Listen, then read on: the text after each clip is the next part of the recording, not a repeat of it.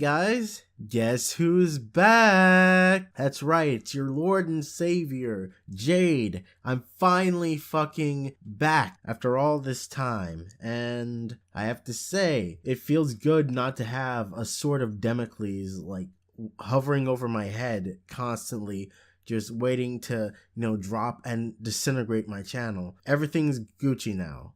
Thank God. In the meantime, while I was out, I was doing shit on another channel. I don't know what I'm gonna do with that one. After this, probably put like gaming content and shit on it, but we'll see. Anyway, this is gonna be episode 2 of what I've started calling the Ota Zone, or this podcasty long form content thing that I'm trying to do, and it's called the Ota Zone because Otaku no podcast was taken, so I just had to make do. And it sucks to be me, but whatever, let's keep going. So on these podcast thingies, first we're gonna start with the news, Otaku news. So the hot shit online now is talking about Grand Blue Fantasy Versus, which is a fighting game made by Arc System Works, based on a gacha game by a similar name, Grand Blue Fantasy. But yeah, like, most people have no idea what the fuck Grand Blue Fantasy is unless you saw the anime adaptation that came out a while back, which I saw 5 episodes of. But anyway, they're making a fighting game of it. They're also Platinum Studio, or Platinum Games, whatever they're called. They're also making a game based off Grand Blue Fantasy. So this is kind of just caught this side of the world by storm because, again, most people have no fucking idea what the hell Grand Blue Fantasy is. Because, of course, it was only ever released in Japan, so it is kind of what it is. It looks like we're getting something similar to Dragon Ball Z Fighters or Guilty Gear, as it's made by Team Red. It kind of shocked the hell out of me because I was like, oh wow, I guess this is what Team Red is doing with their time instead of making a new Guilty Gear. That's right, we gotta cash in on all that sweet monies from these other franchises. I think after Dragon Ball Z Fighters dropped, a lot of anime studios and, various other gaming companies realized the potential of having an Arc System Works game based on their property and how it could breathe life back into the community and get people talking about their stuff again. And now they're just going balls in on that. Personally, I'm a little weirded out by this because, back in the day, Arc Syst wasn't all that, They were just, that small anime fighting game company that, I really enjoyed buying games from, but that nobody fucking knew anything about. The one game company that I happened to stumble across by chance when I picked up Blaze Blue Continuum Shift all those years ago is now this big fighting game name, and it's weirding me the fuck out. But I'm still happy for them nonetheless, because now they're making tons of cash, they're making all that monies, they're good now. Hopefully. But yeah, in a bit I want to talk about Grand Blue Fantasy as an IP. It's really interesting to think that this thing that almost nobody in the West knows about is now, kind of pushing itself into the anime community's consciousness without ever actually being released on this side of the planet. It just really shows that the East and the West are a lot more connected than they used to be, and news and information from both sides of the world, like, you can't hide shit anymore. Remember back in the day when you had Final Fantasy and, like, America got the original Final Fantasy 4, and Final Fantasy 6, right? But they were called Final Fantasy 2 and Final Fantasy 3 instead of 4 and 6. And then 7 came out and everybody was like, what the fuck? What happened to all the other numbers, right? Back then, you could fucking hide shit. You could pull a Square Enix and just pretend that certain games that you never localized just didn't exist. You can't get away with that shit anymore. People fucking know. Fandoms for pretty much everything exists now in the West, whether or not that those properties are like huge or not, even in like their home country, or whether or not those products have even been released on this side of the planet, you still have fans of them. There are people who got their hands on Grand Blue Fantasy and are playing it right now in the West. And that blows my mind because it shows just how tenacious the otaku can be when it comes to like getting all them weird fucking anime gacha games. But I digress.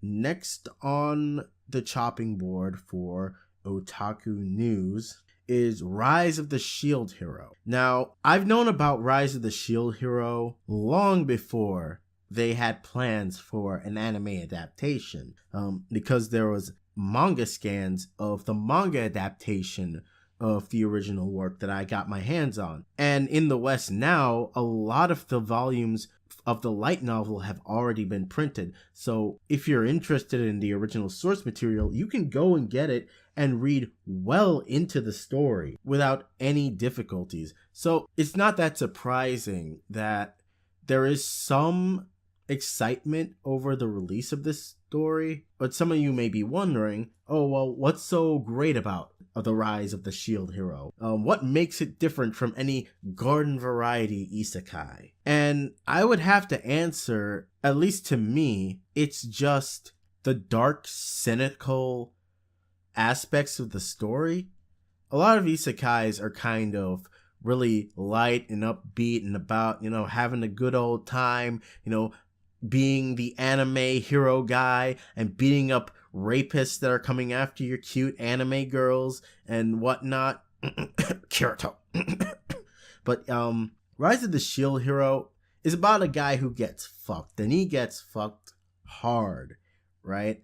And you're just watching him deal with all these horrible consequences and a ton of bullshit in a world that doesn't even seem to give a shit about him. And it changes him on such a fundamental level. It's really entertaining, if I had to describe it in one word. Just entertaining. If I had to compare it to anything I've already seen, I would say it's most comparable to something like Re:Zero in tonality, without the extra fear factor. Because Re:Zero, if I had to describe it, is more of like a fantasy horror, like dark fantasy horror, whereas the Rise of the Shield Hero is dark fantasy.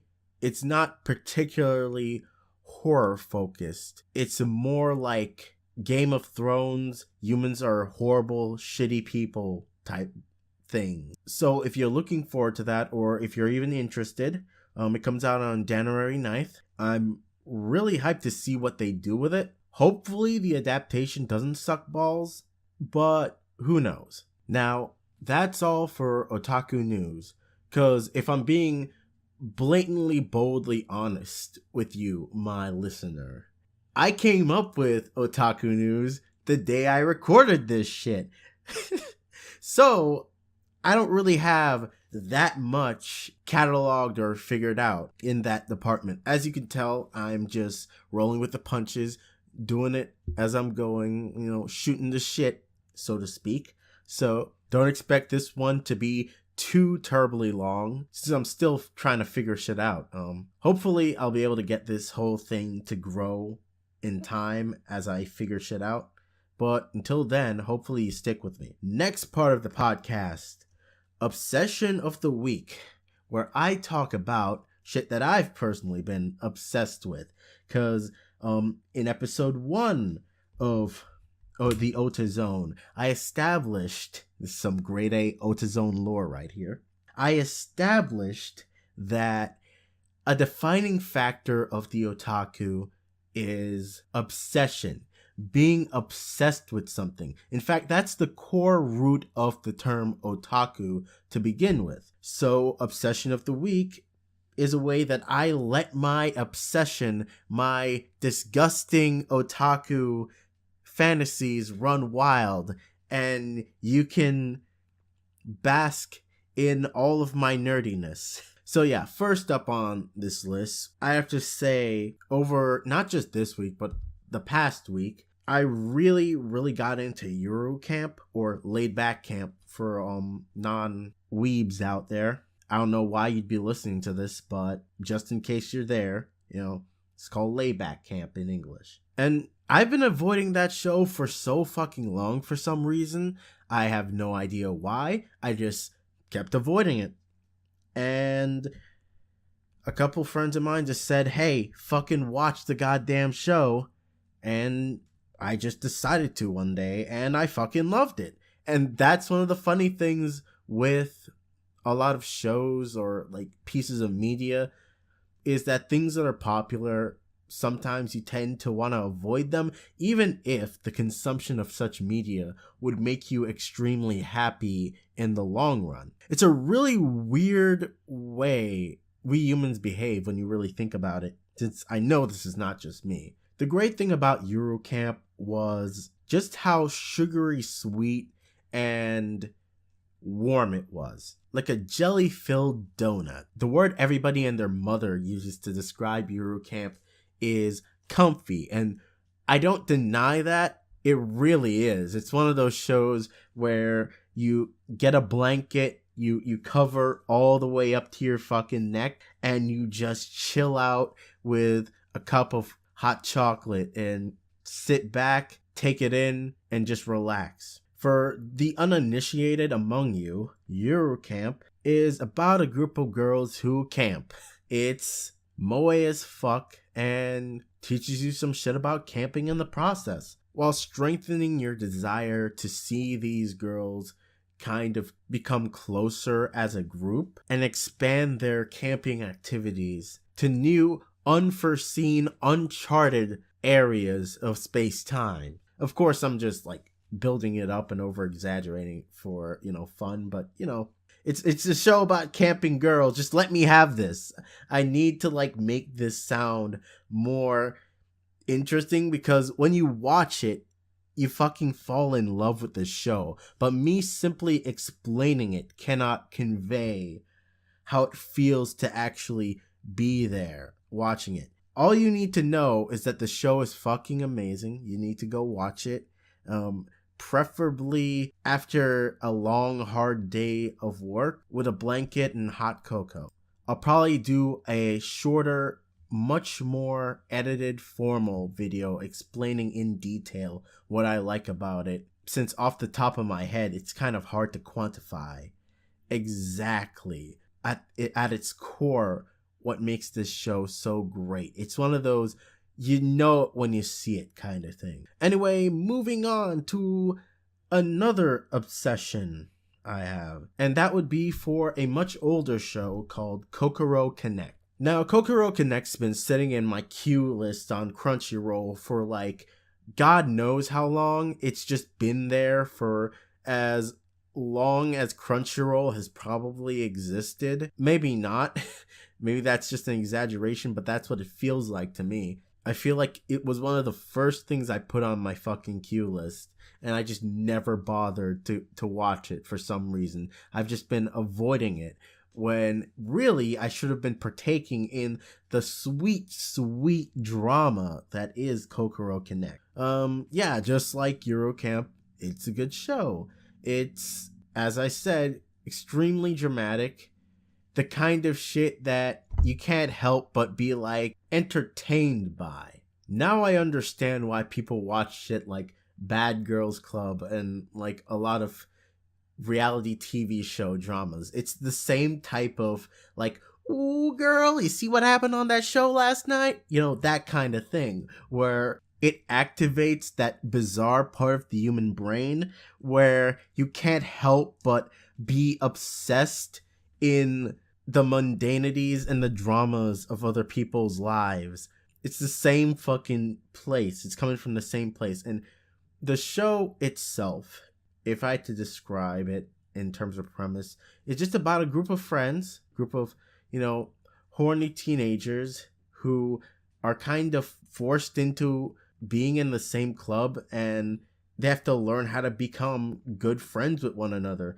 At first, they all start out as friends, but not in the really, really close kind of way. There's a lot of things going unsaid. Not everything is quite understood about each other. And it's after all the weird shit happens, like the first incident that kind of starts the entire series off. You know, all the characters start switching bodies with each other. It's after that happens that it opens the gateway for all the characters to grow as people and just really come to understand each other much better. And this is all orchestrated by this weird entity called Heartseed. We don't really know what the fuck he is because he shows up by possessing people and just using their body to communicate with the main cast. But if you want my personal opinion, if you want to know my, headcanon, my theory, I think Heartseed is like the fucking writer of the story. Because one of the main things about his character being kind of the antagonist is that whenever he thinks things get boring, he will step in to try and make things interesting. And to me, that always sounded like what a writer does. When a writer is trying to get an interesting story going, they have to make sure it stays interesting. Of course, he says he does it for his own entertainment, but still, nonetheless, sounds like something a writer would do. But hey, that's just a theory. An otaku theory. Thanks for what? Whatever. Alright. It's basically Kokoro Connect. Just some weird, eldritch, body-snatching horror, tormenting a bunch of high school students. And, I get off on that. Yeah. My next obsession is Super Smash Bros. Ultimate. Now you're like, wait, Smash Brothers? But that's a video game. And yeah, no, it is a video game. But otakus also tend to be gamers. And they're fucking Fire Emblem characters. Just give me this. Just give me this. They're fucking anime. So yeah, Smash Bros. Ultimate just came out, and everybody's fucking playing it. You can't go anywhere on fucking YouTube without coming across Smash Bros. Ultimate videos. It's fucking everywhere. But I don't blame them for putting out a ton of Smash Bros. Ultimate content because it's a really fun fucking game. When I'm not getting my ass fucking kicked by the computer, I'm marveling at, I guess, the vision that is this game. To me, I think it's probably the funnest Smash Brothers game I've played in a long time. And that's considering that the last time I played Smash was Smash 4 that my friend owned. And it was only for like one night when we had a party. But whatever. The World of Light, which is the main story mode-ish thing, I guess, had a lot of thought put into it. There's a lot of stuff going on in that direction, a lot of vision placed into Smash Brothers, which is actually kind of funny when you think about it. Smash Brothers is this fucking, weird underground cockfight-like game where you take characters from a bunch of different video games and just throw them in a ring and you fucking watch them fight to the death. Or rather, you control them and you attempt to murder all the other characters. So putting all that extra effort into the aesthetic and the thematic idea of the series is not really necessary, but your boy Sakurai, he was like, nah fam, I gotta go ham. So he hit us with World of Light, and it's great. It's great. I feel like even if I never fucking fought against anybody else, any other human, I would still feel like I got my fucking money's worth with this game. But yeah, it's fucking great when you've got even fucking, melee players. You got fucking Smash Bros. Melee players, the fucking scourge of the Smash community, saying that yeah, the game looks interesting. Now, I know all the melee players were just like, no, fuck you, and just left, but look, I'm just trying to make a point here. The game is great. If you like video games, you like action games, you like games from Nintendo, you like all kinds of things that are gaming related, and you have a Nintendo Switch, fucking pick up Smash Bros. Ultimate. It is wonderful. and it was worth every penny. I spent like 2 days of my free time just playing that game. Like when I wasn't working, that's what I did. I fucking played Smash Brothers Ultimate, and I got so fucking burnt out on that goddamn game. But it's good. I don't get obsessed with video games very easily, but when I do, I just have to go ham. So be warned, if you get obsessed with video games easily, you might get obsessed with this one for like 2 days at least, but I think it's worth it. So yeah, just do as I say, for I'm the heavenly Buddha. Go buy that game. Alrighty, so time to wrap this shit up like a pig in the blanket with the final part of the podcast. And I'm gonna call this Follow Your Dreams. This is just a stand-in name. And this is just gonna be me talking about life and shit. So sit back, get some hot cocoa, and listen to the beautiful timbre of my voice. So, of recently, I've been pretty fucking weird and ambivalent. I've been either, relatively happy or, kind of sad, mostly because of my own indecisiveness in doing things. But it's kind of taught me something really special about life as of recently, and that's that indecision is one of the worst states you can possibly be in. Now, these aren't exactly my words, as I was told this by an older gentleman who was, giving me life advice, completely unsolicited, by the way. I just happened to, need a ride home, so I called Uber, and the Uber driver just happened to also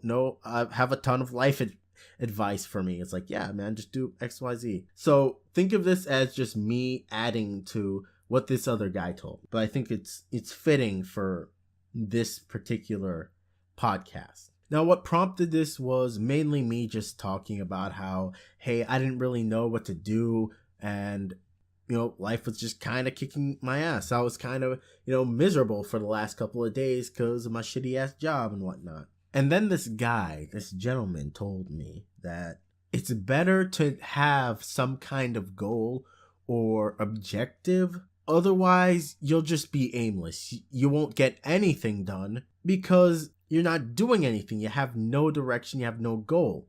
And this makes me think back to like all the times where I've just wasted a day, or I've wasted my time not getting anything done. And it's always when I have no idea what the fuck I want to do. So what you do, and a lot of you can probably relate to this, is you piss off all that time. Watching YouTube videos randomly, listening to, music, probably not intentional. Not saying that music is a waste of time or anything. It's just listening randomly to music without committing to, like, let's say I'm gonna listen to a ton of this stuff right here, or this is like specifically music time. That can kill a ton of time that you could be using for something else that you want to use. Some of the best music sessions I've had were times where I've specifically decided that, yeah, I'm gonna sit down, or not, sometimes I want to dance, and just listen to a ton of music by this artist, or in this genre, or whatever, right? And I get way more out of a session like that than I do, passively listening randomly to a bunch of songs because I don't know what the fuck I want to do. So yeah, that's a major message I want to like get out there, is that every day find some kind of an objective. Find something you want to do. Find something you want to get done, whether that's like, hey, I have this video game I want to play and I want to fucking beat it. So yeah, maybe that's the day where you have a ton of free time. You want to sit down and fucking play the shit out of that game. Yeah, go ahead and do that. But decide specifically that that's what you're going to do, because otherwise you may not get anywhere. Now, life lesson part 2, and what I named this section off of, follow your dreams. This kind of coincides with what I was just talking about with, finding your goal.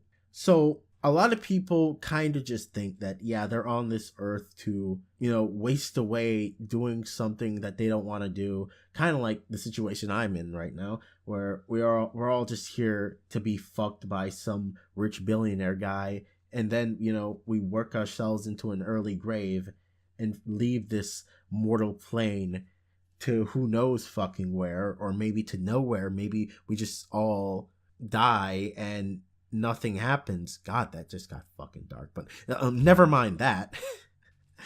My point is, most people have no aspirations because they think that, there's nothing for them in this world. And to that, I want to say, that's fucking bullshit, man. You gotta dream. You gotta have some kind of ambition. It's what makes life worth living. At least that's what I've found from living on this world. The times where I've felt the most alive have been the times in my life where I had a clear mission, a clear objective, something that I wanted to get out there, or something I've wanted to do, and I just hone in on it. And I eat, sleep, and breathe it, and this is what I want, and I go after it. To me, that's what a fucking dream is. That's something that you never forget about, no matter what. Something that's in the back of your mind that makes you want to hone in and zero in on your life and really just do the right thing for you on an everyday basis. Now, you're probably like, but Jade, I don't have a dream. How do you find a dream? Well, there, hypothetical audience, I shall tell you, possibly, what you need to do to figure out your dream. Now, I can't tell you what your dream is or why you want it or whatever, but I will say that it's something intrinsic and it's something personal. To me, a dream or a dream job or whatever is something you would do if nobody fucking asked you to do it. Something that you already fucking enjoy doing. Something you already love thinking about. You love talking about it. You love everything, every aspect about it. And it makes you happy to go after it. Now, that's not the only form a dream can take. A dream can be, let's say, a specific objective one wants to accomplish. Maybe something you want to leave behind or some kind of ideal you want to achieve. That is also a dream. Typically, the worst thing in my mind a dream can be is, let's say, the acquisition of financial empowerment, money. Now, I differ from some people in the sense that I say, yeah, getting a fuck ton of money, yeah, that can be a dream. But if you notice, most people say that they're unhappy once they do achieve that dream. In my mind, or this is just a theory of mine, is that money is and should be a means to an end. When you have a fuck ton of money or more money than you actually need, there's a lot of fucking cost that comes with it. And I'm not just talking about paying the bills at your home or whatever, or paying taxes. I'm talking about the cost in terms of the stress and the effort it takes to maintain that, and possibly the hollowness that might come from attaining such money. Because once you have a fuck ton of money, it's like, where now? Where do you go after you've obtained all that money? Because you never did the work specifically because, let's say, you loved doing what you did. You did it so you could get the fucking money. But now that you have the money, it's like, now what? Right? And most people get depressed after that because they have nowhere to go, which is probably the last thing I will say about dreams, is that a dream should be something that is ever obtainable, that is ever reachable. That's something that is not just satisfying to obtain, but something that is satisfying to keep on chasing, or at least has an easy segue into something else, right? Like, for example, let's say your dream is to go to some foreign country and live there, right?